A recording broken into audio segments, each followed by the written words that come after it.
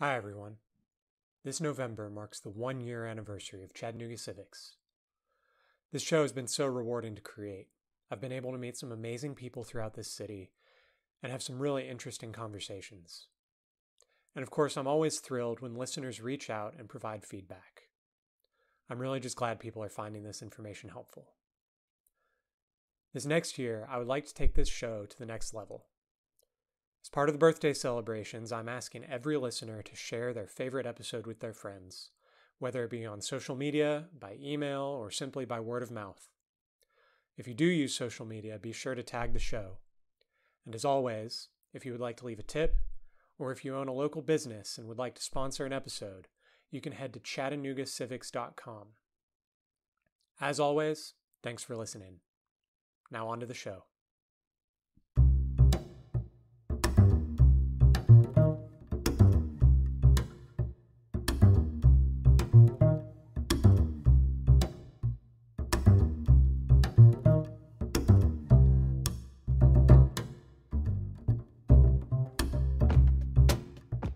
This is Chattanooga Civics.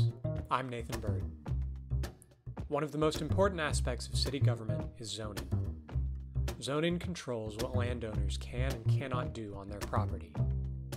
The way a city structures its zoning regulations can have all sorts of impacts on housing prices, transportation, property taxes, and more. This episode is the first in a series dedicated to different aspects of zoning in the city of Chattanooga.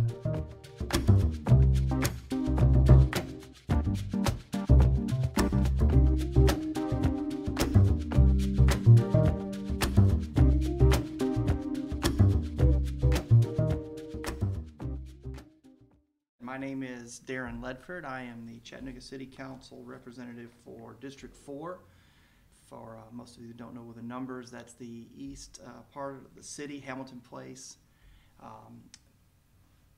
and to the Georgia line all the way up to roughly Volkswagen exit on the eastern side of I-75. I currently chair and have for the last 4.5 years the Planning and Zoning Committee for the City of Chattanooga. I'm also a Transportation Planning Organization board member, and I also sit on the Planning Commission as a planning commissioner representing the City Council. Great. So you're kind of the zoning expert on the City Council, chairing that committee. You're on the Planning Commission. So if you could just tell our listeners just very broadly, what is zoning? Zoning is, in a nutshell, what you can do and what you cannot do with the land that you are on. And that's what it breaks down to. Comes down to a lot of separate issues resulting to what property rights are, to a rezoning or what you're allowed to do as far as building and or projects, uses of the land that falls into zoning categories. And zoning has a history in this country dating back obviously to around the turn of the century, starting in Los Angeles and New York City and then being upheld in the Supreme Court roughly around the 1920s in Ohio. So that's where we kind of get a basis for the land use or zoning laws that we see today. So what those kind of uses just broadly break down into, I know we, looking at our zoning code, we have lots of different zones, but just kind of broadly, what do those break up broadly, into? Yeah, because we could talk about that for, for a long time. Residential and commercial and agriculture are probably the three that I would break that down into its most simplest form. Gotcha. So I guess if somebody owns a piece of property and it's zoned for single-family residential, and they decide they want to build a duplex, what does the process look like for them to rezone that property? Sure. Well, that would be an R1 to an R2 to dive a little deeper into that process. You're talking about single-family structure versus what we would call a duplex, in an R2 where you'd have two families living in one structure. They would start. The smart way would be to look and see in the area plan that we have, and that's through the work of the RPA. Does that area plan support that zoning change? Look around and check with them. And first of all, and that doesn't cost anything to kind of dig around and even call RPA and ask their opinion. But if you decided you wanted to do that, it's really important to understand that everyone has a right to ask. As a property owner, you have a right to ask for a rezoning and go through the process. And we see that where people are often confused. I don't understand why they're even allowed to make applications. I'm like, well, that's their right, just like it would be your right if you wanted to change the land use. And there is a process, and it's a lengthy process at times. It could take up to 60 days or more. And it's an investment too, because it costs money in order to do that. There are fees associated with that application.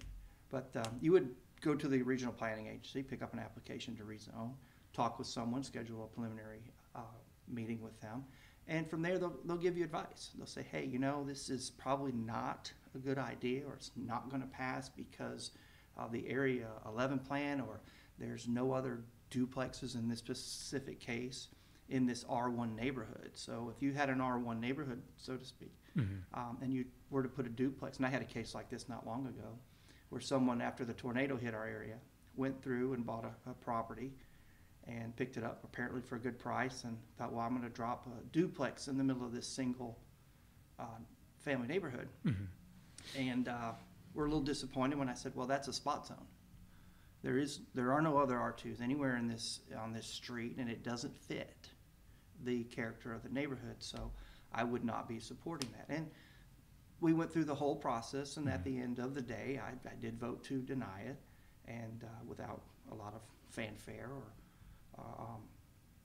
emotion. It's just a mechanical process, and I tried to explain to them that was a spot zone.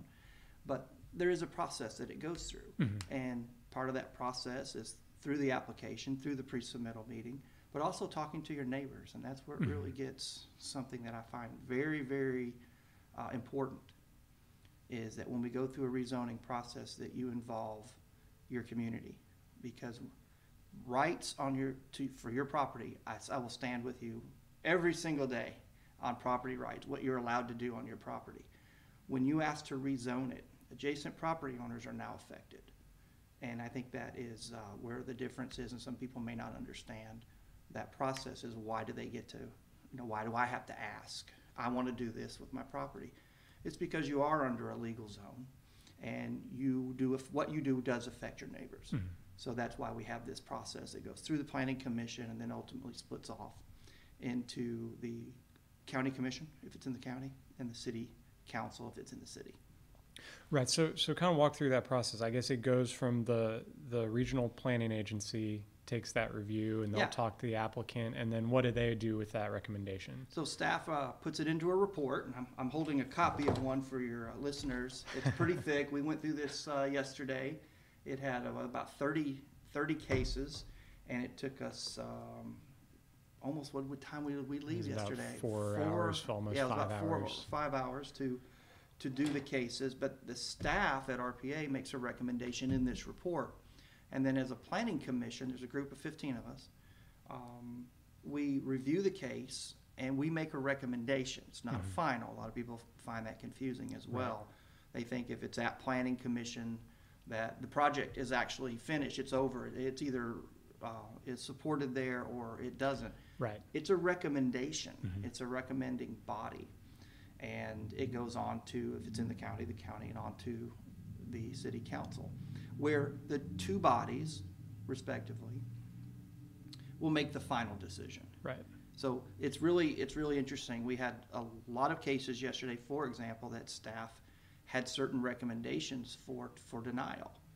And after looking through the case, and I spend probably 15 to 20 hours preparing for this monthly meeting, because it's very important for me to understand everything I can and the nuances that go into each case. And sometimes you might find that it's opposition from a neighbor, or it's a condition. We talk about conditional zoning. There's only 2 counties in the state of Tennessee that allow conditional zoning, and we're one of them. So we may need to work through conditions with neighbors, whether it be a fence or a landscape buffer or something that makes the project more palatable, because like I said, you're asking for a change in your use of the land, which can affect your neighbor. So After that recommendation, it goes on to the county commission or the city council, which will be heard in those committees 30 days later, roughly, the next month. So that's why I stated earlier that process could be up to 60 days Right. or more. Right. It takes a while. Because if something's not working out or there's opposition to a case and there needs to be more dialogue, because one of the very important aspects of a zoning case to me, and I push this with all my colleagues on council, is to make sure they have a community meeting, to make sure every voice is heard in the community that is affected by it. And that doesn't mean just adjacent land use or adjacent property owners, but how the land use could affect nearby neighbors. Right. And so we want to make sure that we do our due diligence, because we are elected representatives, and we want to make sure that we're listening and those voices are heard loud and clear. And I think that's very important. So you're in the unique position of being on both the Planning Commission and the City Council. Talk about the makeup of City Council. We've covered in previous episodes of the podcast. It's an elected office, pretty straightforward in terms of each representative represents a district. But talk about the makeup of the Planning Commission and who is on that commission and how are they chosen? So primarily the two mayors pick the representatives to the Planning Commission, 7 and 7, and the city mayor and the county mayor. And it's made up of their appointees, except for the outliers on the bell curve, which are their two elected representatives, one from the county, who's the county planning and zoning chairperson, and the city's planning and zoning chairperson. Right. So there's two elected officials on, plus a chairman. The chairman does not actually vote in case of a tie, and chairman does not make motions. So that's really important to note. The chairman is there to facilitate the meeting, make sure everything is going according to plan, along with the RPA director who serves as our secretary. They are usually folks, to get to the heart of your question, they're usually folks with either development, zoning backgrounds that understand zoning because it can be very complex and have a firm foundation in the community in retrospect to zoning laws or familiar with zoning laws. So we have developers, we have real estate agents, we have folks with little but have learned more about zoning as time has come by. We have architects. So it's made up of appointees who go through a process with each mayor to make sure that zoning is understood at the level, because Planning Commission is very strict on what we're able to make decisions based on. Right. Some of the items, and this might be interesting to your listeners, some of the opposition items that are very popular are traffic, and the neighbor, property values will decrease. We hear a lot of these same repeat items, but those are not actual items that we factor into the land use decision. Those are handled, especially when you talk about stormwater and traffic. Those are all issues that are handled at the permitting level. Right. So just because a project makes it through the Planning Commission, a recommendation, and even goes on to City Council or County Commission and is approved, maybe hiccups on the permitting level. Right. So it's still not what we would call a slam dunk, as most people think. Oh, you approved the zoning, so no. Albeit nothing happens without the zoning. Right. But there could be hiccups, and that's what we rely on experts in stormwater and traffic engineering and our folks at LDO, our Land Development Office, to pick up on the items that we are not experts in. Right. But we're supposed to be conscious of the land use. So there's still another layer, I guess, of consciousness that has to pass through before, I guess, they are issued an LDP, a land disturbance permit. Right. And that's when they go through all those different more engineering questions. So kind of break down then what are the land use questions a little bit more specifically, just 2 or 3 items that you review when you're making these decisions. When we're talking about land use, we look at precedents. We look at the current zones. We look at the area around it. And we say, this is I mentioned the word spot zoning. Something we really, really do not like to do because it sets a precedence and also sets a non-consistent behavior with zoning. And if you change a zone and the whole area changes, that's That's one mindset. But to have someone come in and ask for a spot zone, like the example I mentioned earlier, an R2 right in the middle of an R1, well, then you set the precedence. And the next door applicant or the next door property owner could be an applicant and say, well, you gave R2, we already have R2, the precedence has been set. Right. And that's really important. And then we try to look at separating residential zones from commercial zones as much as possible and using transitional zones. One of the zones I didn't mention earlier is office.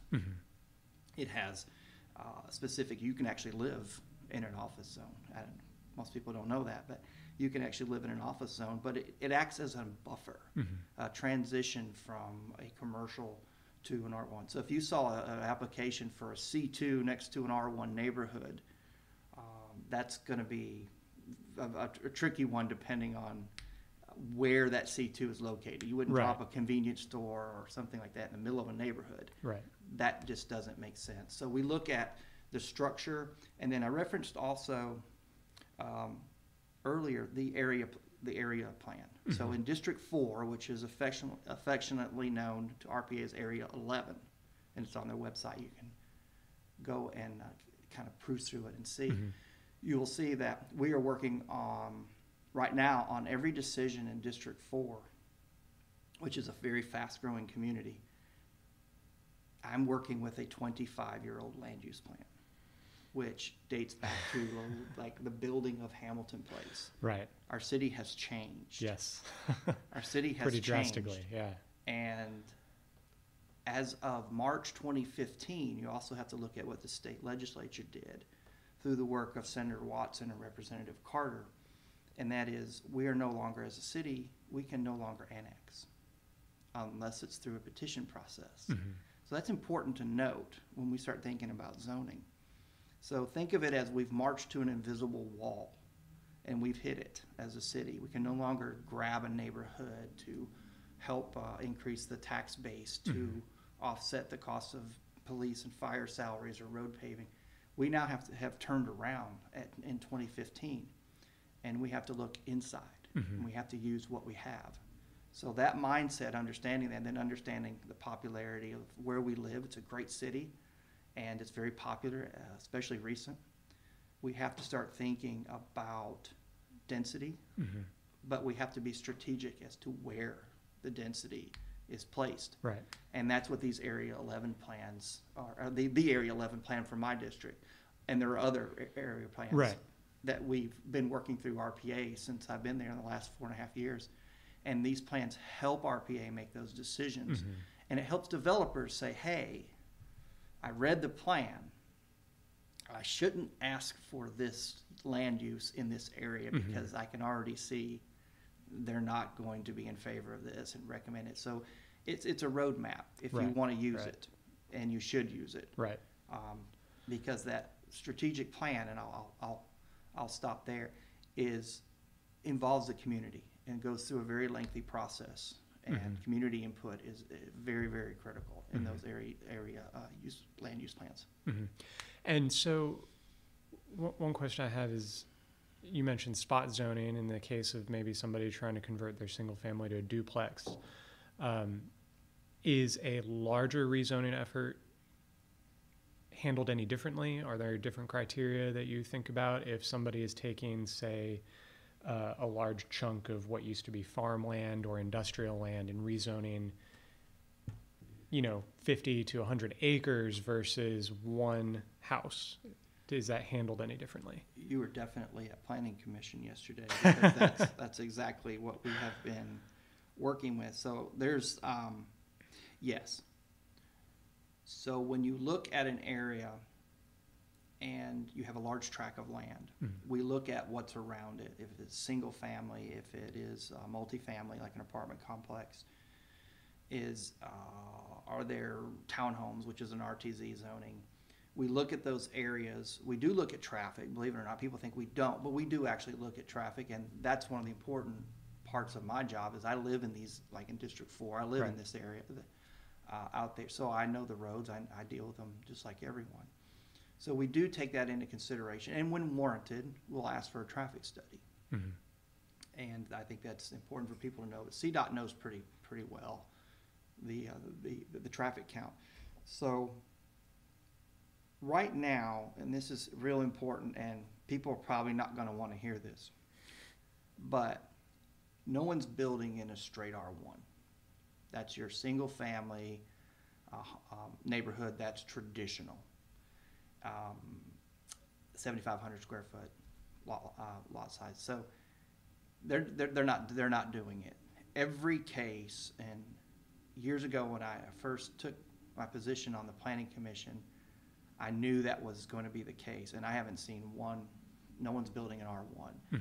So they asked for a variance, or a variant, I should say, an RTZ or RT1. And for your listeners, that's residential townhomes, zero lot line, residential townhomes, single, kind of standing on their own, single family. And then the most popular tool we see, and I live in one, is a PUD, which is a planned unit development. So the designation may stay as R1 residential, but it will live in a PUD. And with a PUD, you have no minimum lot sizes. You're able to squeeze the houses in closer. Ours is done, I think, very well with 10-foot setbacks, side setbacks. So we have 20 feet in between the houses. It's perfect. I've lived there for 16 years, and my neighbors are just close enough. But some are 5-foot setbacks, and they're only 10 feet apart. And that's, we'll let the market decide on who wants that product. But what's important to understand about the PUD is that it creates other amenities that are important. There's green space that are usually associated with. There is foliage and landscaping that's a part of the PUD formula that the developers wouldn't be held accountable to had they not applied for the PUD. And one of the most important things, and I'm going to dive real technical here under the wave, is in a PUD, the site plan is tied to the project. So basically, when the public sees the presentation at a community meeting and they see that map up on a foam board on an easel, they know what they're getting, and by law, that site plan is tied. So there's no trickery going on from a developer. So holding them accountable, it also gives them an opportunity to add in conditions. You mentioned that earlier. And that's pretty important because in the community meeting, folks can come and they know a lot about where they live. Hey, this has been an issue. There's some water or flooding over here. We'd like you to address this. And the neighbors and the community have an opportunity to have those conditions put into that project, and it makes the project better. I've never seen one that wasn't better because of community input. And when that's done, that all becomes part of law, which an ordinance or a zoning ordinance is law. And so does that help you a little bit? And then we also look at areas. So for example, we will look at density in specific areas. And we want to be real careful. There are certain areas in District 4 where I've asked developers, and I have a great relationship with them, please don't bring me any more multifamily apartments. Please, no more R3. And they're like, okay, would you entertain RTZ, single family, residential townhomes that share the wall? Absolutely, because I understand the need for housing. And what I have found is people understand that. But the balance between apartments or townhomes is something that each representative in their own district really have to pay attention to. And that's what I help them through. That's part of my job is helping them work through that in their own district. And I spend a lot of time with them in that respect. So kind of a more detailed question, transitioning away a little bit. So we've talked about spot zones. We've talked about larger developments that are usually handled through a planned unit development, a PUD. I'm curious how rezoning might work in an area that's more established historically, somewhere like North Chattanooga, Highland Park. I live in St. Elmo, all these areas where a lot of the houses date back to the early 1900s. I'm thinking you were talking about how your neighborhood, you've got 20 feet between the houses. that is pretty dramatic for a place like St. Elmo, because when it was built in the early 1900s, it was more typical to have 5-foot or 10-foot setbacks. Sure.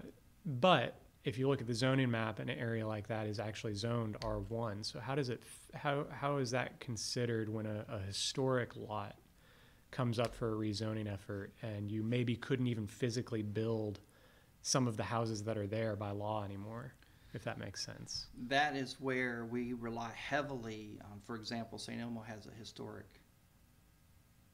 board that deals with variances in lot sizes. And we deal with lot sizes at the planning commission level and also at city council. And then you've got some setback variances that you deal with at BOZA, the Board of Zoning Appeals. That's usually for a little bit not as detailed variances regarding frontage. That is something that we've seen in North Chattanooga, and it's a great question because North Chattanooga is almost there's not much left to build. Right. I mean, we're back to steep slopes, and it's something that was very hot about 3 years ago. I actually wrote legislation in conjunction with engineers and landscape architects, trying to get them to stay off steep slopes to protect them. And that law, was passed. Took about a year to get it passed, but it is part of our ordinance now, to encourage people to leave native trees, to stay off the land, maybe get a little wiggle room on some setback variances. Right. You know, working with LDO if you stay off those steep slopes, and that's something that we really tried to encourage. And we had a very, very important part of that was the participation from the public. I mean, there was a massive committee that was formed, and out of that, I mean, they didn't get everything that they wanted, which some would just say moratorium. We'll just stop building, but that's never a practical. That's never a practical solution. You can't just stop. It's like stop eating, stop drinking water and whatever. I mean, we cannot stop as a city with, unless I guess in some areas of the county where they were issued because mechanically they just couldn't handle it, such as sewer access, but then even those were lifted at some point when infrastructure catches up. And the infrastructure is a whole nother day-long conversation. Yep. Yeah, that's one of the things we don't touch. So you're really down to taking lot sizes, dividing them up. And some neighborhoods like St. Elmo, where my in-laws grew up, there were some larger lots and smaller lots, and we've seen developers go in and buy the properties and want to subdivide those lots. And there's a lot of say-so from the residents in St. Elmo, for example, and it's important that we hear from them. But building a home in an area and asking for that is I'll go back to, it's your right, and it's also the public's right to have that input heard and weighed in on that decision. So it's not easy sometimes, and some people are very upset, and everyone is entitled to that feeling. So we've talked about this kind of generally, walk through the process. A rezoning application gets sent to the regional planning agency. The planning agency sends a recommendation to the planning commission. The planning commission votes and sends their recommendation to either the city council or the county commission based on wherever that property is. Yes. And we've spent a lot of time talking about kind of how you review things from a planning commission standpoint. Do you kind of change hats when you move from planning commission to city council and review things a little bit differently? Or is it fairly consistent? And how often do you all kind of defer to planning commission? And how often do you kind of do something different? That is an excellent question, and I'll tell you why.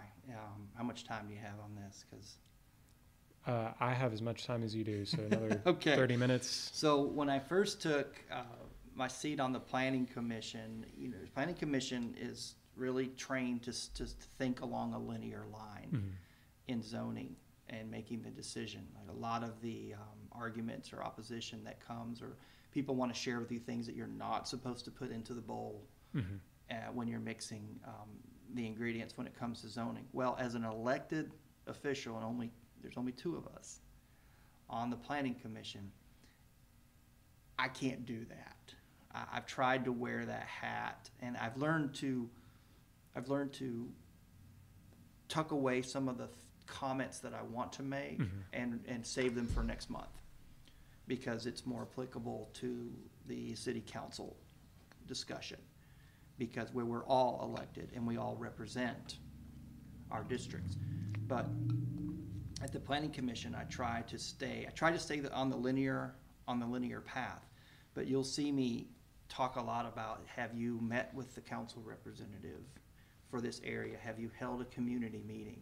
See, no one else says that, but myself and the county commission representative, right, because that's what we're due. That's why we're there.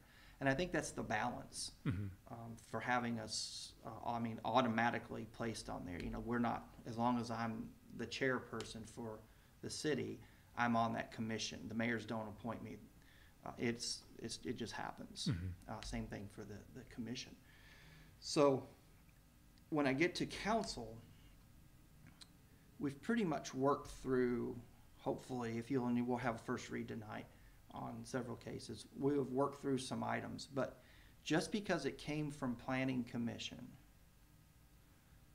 maybe even with a recommendation, the council representative, and this is how the council works.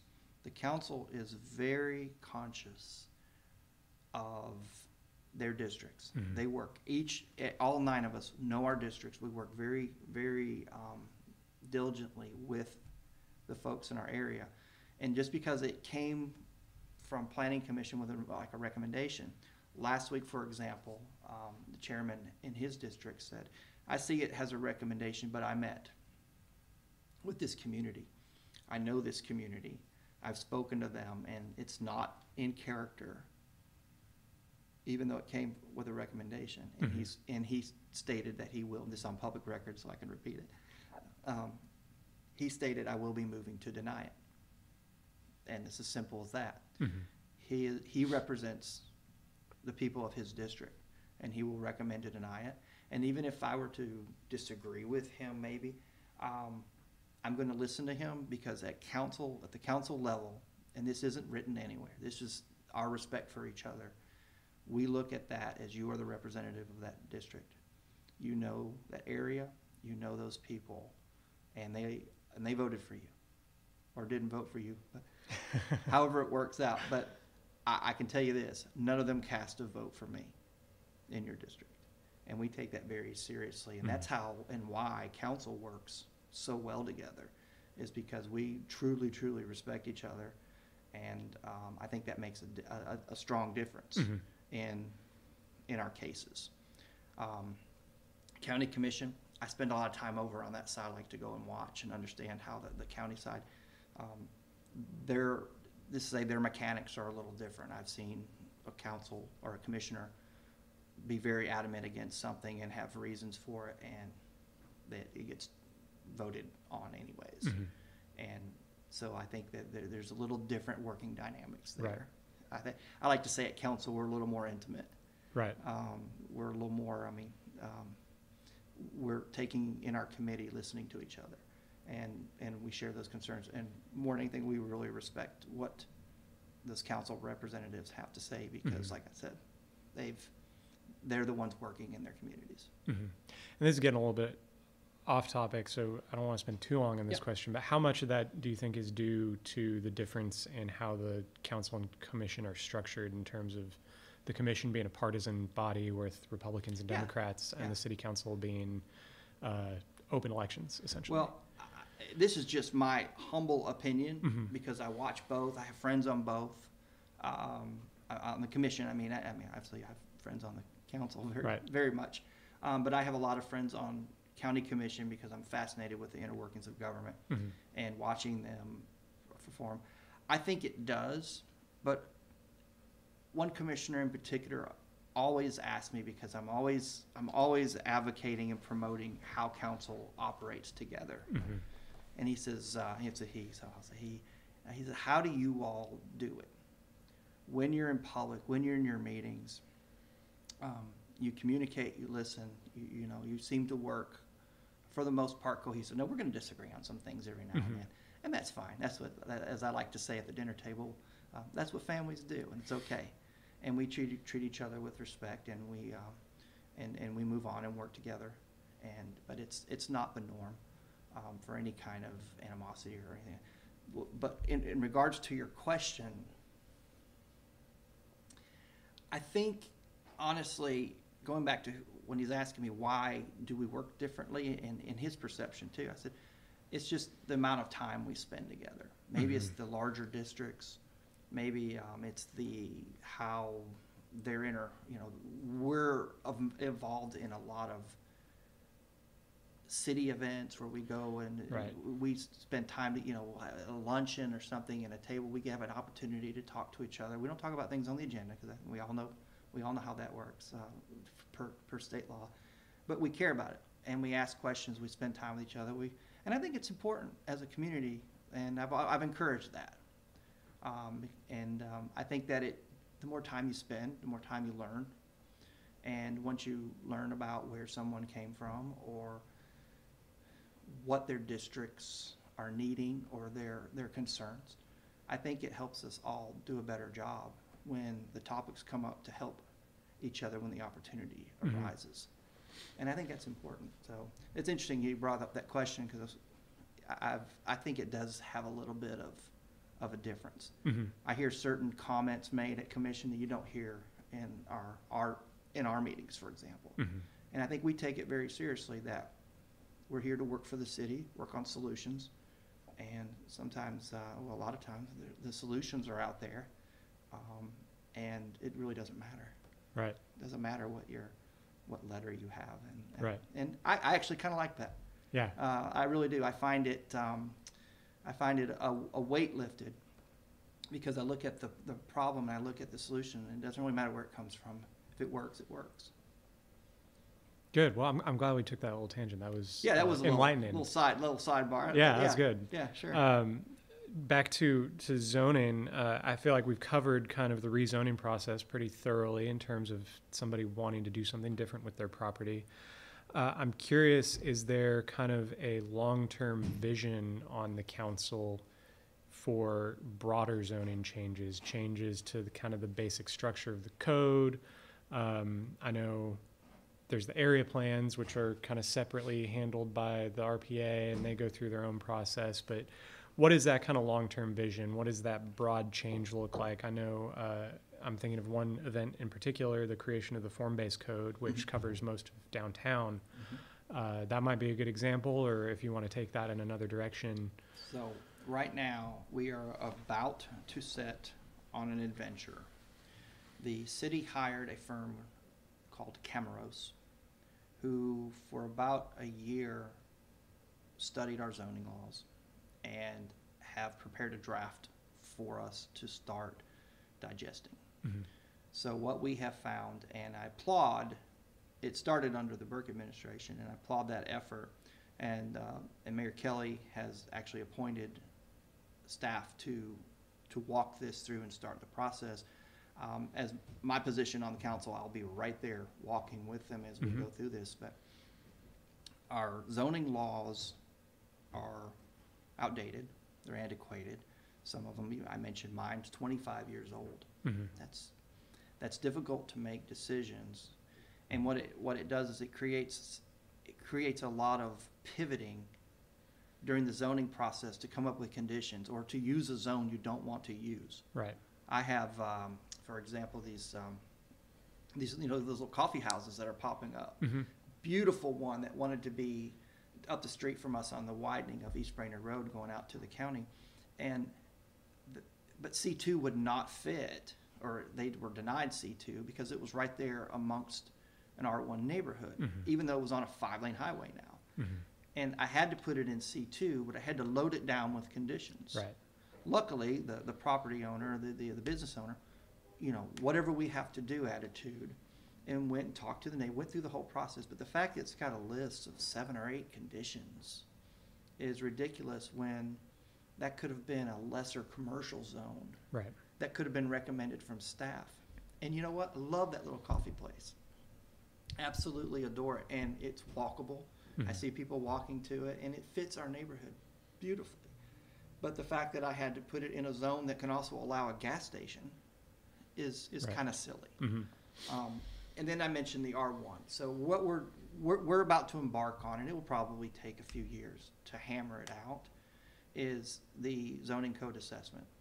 Looking at it, trying to figure out how can we simplify code, maybe apply conditions that make sense, so that we don't have to think on the spot, and or pull out the old long list of zoning, Mm-hmm. the lighting and things, and it's a gruesome process sometimes. Mm-hmm. But it's very important for the future of our city, because when I talk about that we've hit the wall, and as far as annexation, this assessment is going to hopefully give us an update Mm-hmm.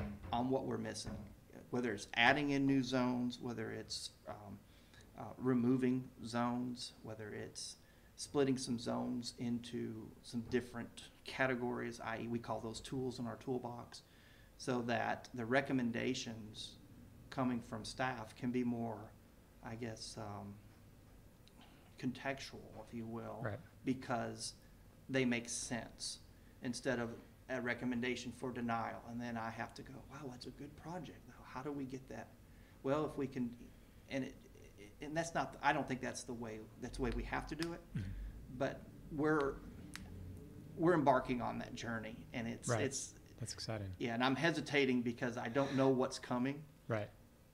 and the draft has just now been presented, and we haven't even officially seen it at council yet, and I'll Mhm. see it before my colleagues do, and I'm a little intimidated by what I'm going to see, because I don't know how far.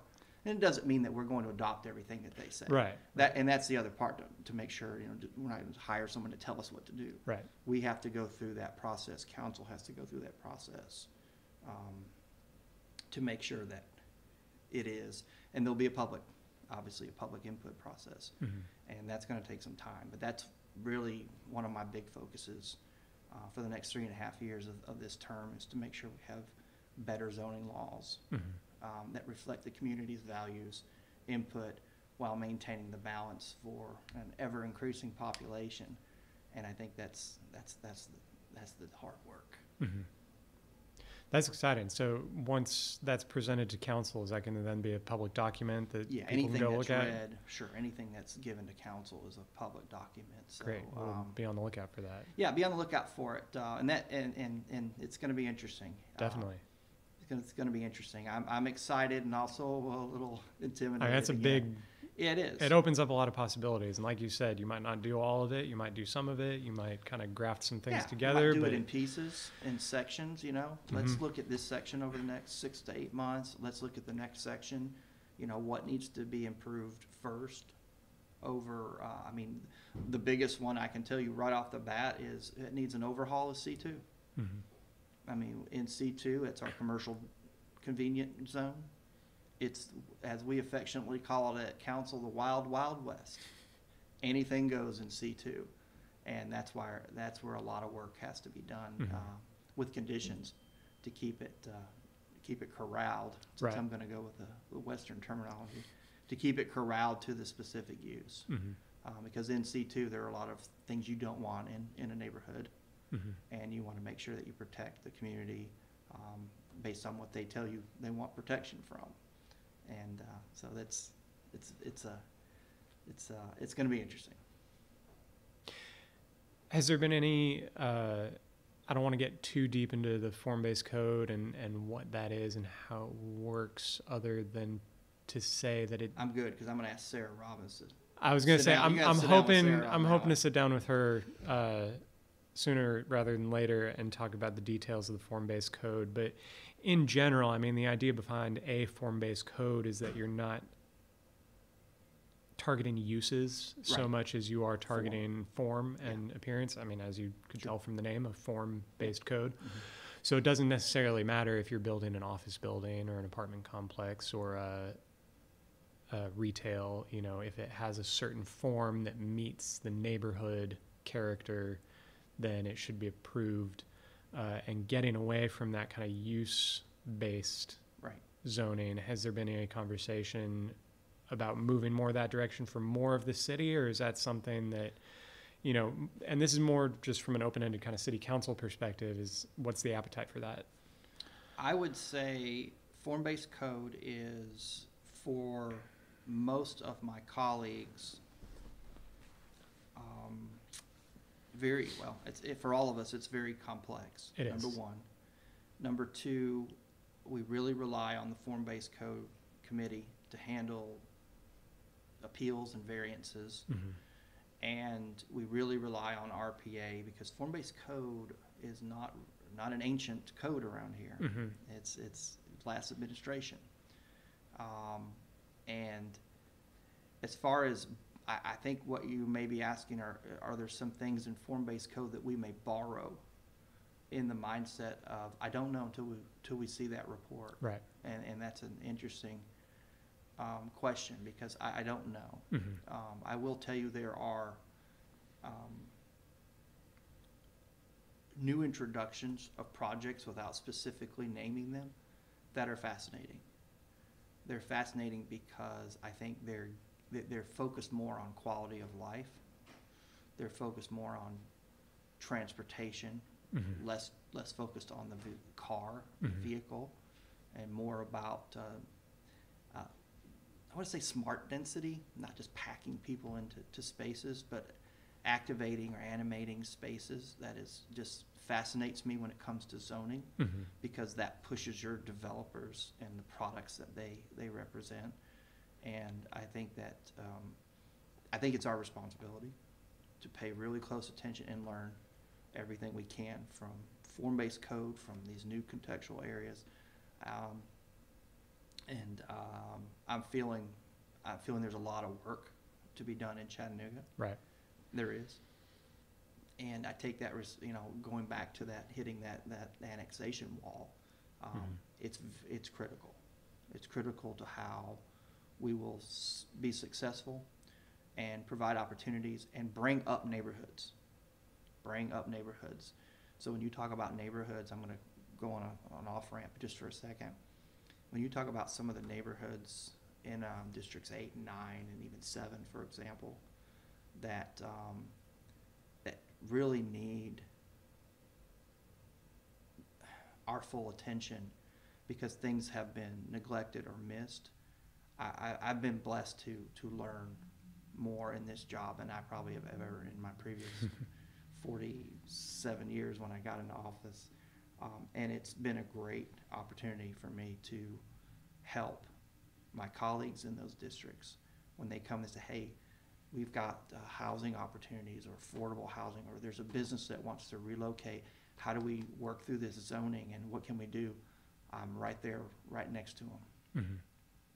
And that's probably one of my greatest joys in this job is, okay, what do you know, this is amazing.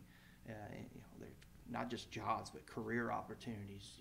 When we're looking at like the Marion Garber School coming online, the technical school, I mean, just fascinating that I could Mm-hmm. actually just be a part of that.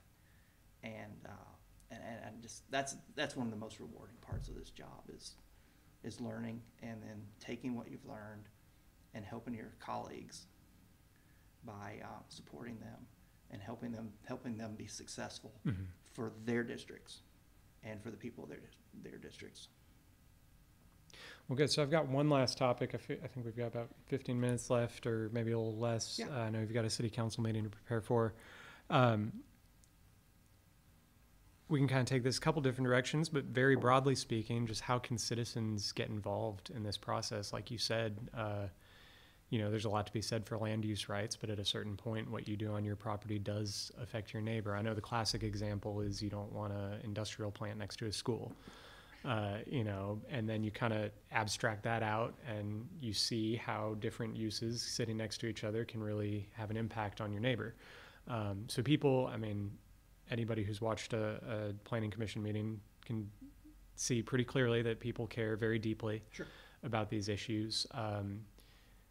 So how do citizens get involved? What are our outlets for that? Sure. Well, one of the things that they obviously can do is go to the RPA website and proves that. If you're not using that, that's okay. I don't use it all the time either. Pay attention in your neighborhood when every zoning change or request that is marked with a bright yellow sign. When you see that zoning sign, see who the applicant is. Ask your neighbors, get involved. I think that's one of the most critical parts of the whole process, and that signage, because one of the questions we ask at Planning Commission, it was the sign posted, was the sign up for 30 days, was it noticeable, you know, and RPA is very serious about that sign. Yes. As you probably might have experienced. They're very serious about that sign because that is the public notice. Plus, they're listed. I believe they're posted in the paper, but the papers, I guess, cease to exist as far as a paper. Physically. Physically. So I would say, in your neighborhood, in your area where you live, look for those bright yellow signs, usually posted out close to the road so you can see it, and don't feel like you can't reach out to your council representative or your county commissioner. Mm-hmm. Hey, so-and-so, how do you feel? What's going on there? I've had a lot of people call with misinformation that starts quickly because fear is spreads like wildfire. And they call and they'll say, hey, I heard this was going to be X, Y, and Z. And I go, oh, no, thanks for calling. That's a, A, B, and C project. And they're like, oh, okay. Well, yeah, that makes sense. And because we know and we should know, that's our job. Mm-hmm. Zoning, interesting point here, outside of the mayor's budget that's presented to council, zoning is our number 2 priority. I say number 2, that's my personal opinion. But it really is. Zoning belongs to city council. Mm-hmm. Does not belong to the executive branch. Mm-hmm. We make the final decisions on zoning. And alluding back to respecting every council person's decision on what happens in their district regarding zoning, we take that very seriously at city council. And it's our responsibility to know what's going on. And if we don't, we're not doing our job. But I can tell you every project that's going on, I can tell you I've had a hand on every project, right down to one right around the corner from my house. That was yesterday.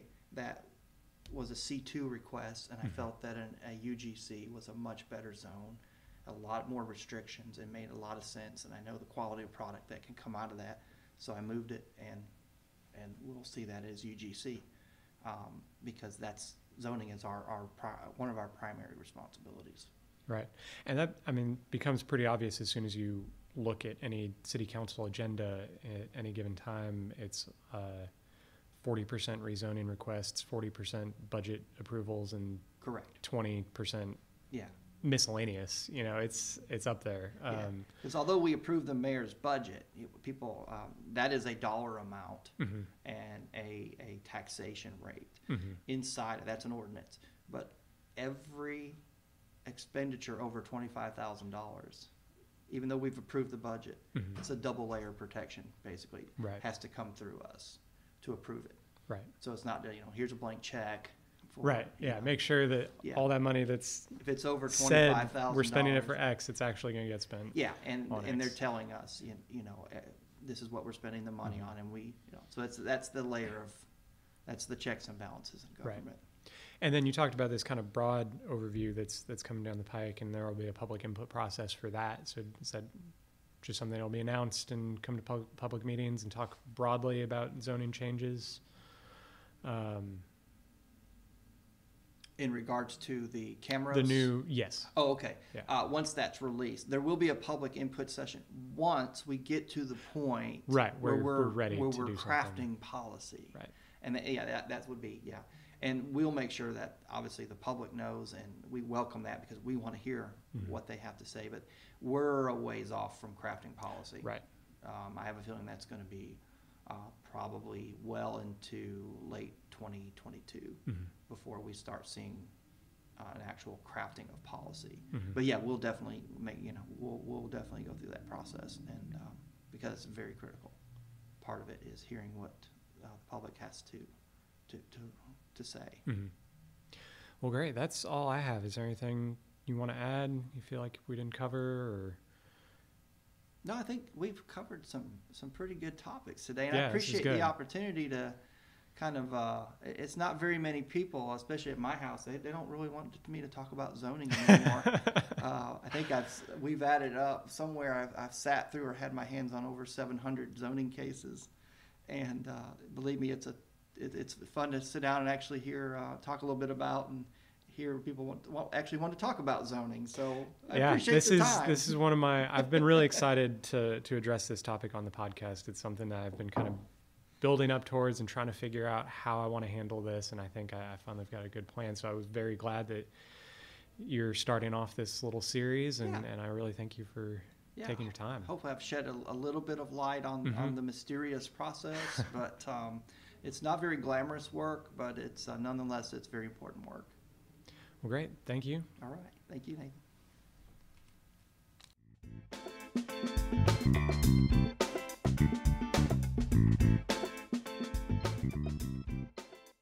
I hope you've enjoyed this episode of Chattanooga Civics. Our music was written and recorded by Kevin MacLeod. If you have any questions or feedback, please send me an email at chattanoogacivics@gmail.com. You can follow me on Facebook, Twitter, and Instagram @ChatCivics, or visit the website chattanoogacivics.com. Thanks for listening.